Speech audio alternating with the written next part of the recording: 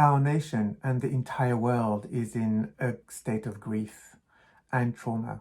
We've lost our lifestyles, jobs, finances, and loved ones.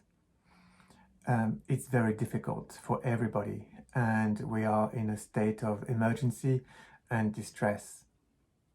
With that comes many, many emotions. Some of us can feel them more intensely than others, but actually we're all feeling them. And all of those emotions are messy. It's not always possible to understand them. Grief is messy, trauma is messy.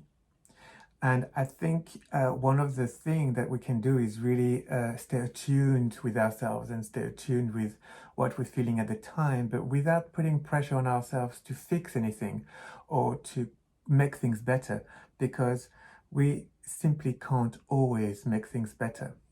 But what we can do is give ourselves the compassion that we need, and give our loved ones the compassion that they need to be with their emotions. If we allow ourselves to feel our emotions rather than just pushing them down and trying not to feel them, it's going to really, really help us all in the long run. So I'll just show you a simple way to feel emotions. First of all, you can just take some deep breaths and then just really trying to see and be attuned to your body and see what you're feeling. So for example, it could be anxiety. So you can just think, okay, anxiety, you name it. The name is anxiety. And then you can locate it into the body. Where do you feel anxiety in the body? So for example, you might think in the chest. Okay, so I feel anxiety and it's in the chest.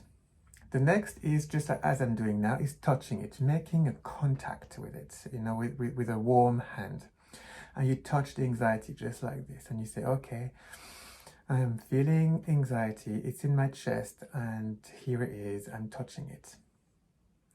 And the next thing is to normalize it. And you can just really say something to yourself, like, for example, it's normal to feel anxiety. Everybody feels anxiety once in a while. It's a human emotion. It's okay. And then you might just add an extra compassion bit, which could be something like breathe, slow down, breathe, slow down. And that's about it. And that's really staying with emotions, but without any pressure to do anything with it. And the more you can do that, the easier it will be for you to process those emotions and not get them stuck in a place that then later becomes worse. You can do the same things with loved ones. If there is somebody next to you or in your home, or somebody that you connect on FaceTime that's having a really, really hard time, it's not always helpful to give them advice or to tell them what to do. Instead, you might just want to stay with them and to say, oh, okay, you're feeling anxiety. Where are you feeling this in the body? Okay, let's just touch anxiety together and let's breathe. And it's okay. Everybody's feeling it. It's a human experience. Let's breathe together. It's difficult. It happens. And that's it. And you can do that with all emotions.